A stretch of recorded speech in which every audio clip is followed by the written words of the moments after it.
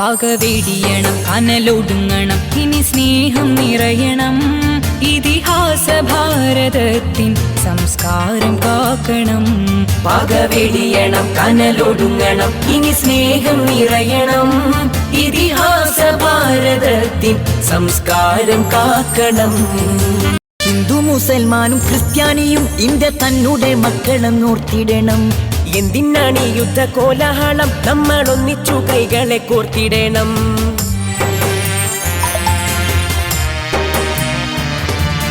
ഹിന്ദു മുസൽമാനും ക്രിസ്ത്യാനിയും ഇന്ത്യ തന്നെ മക്കളെന്നോർത്തിടണം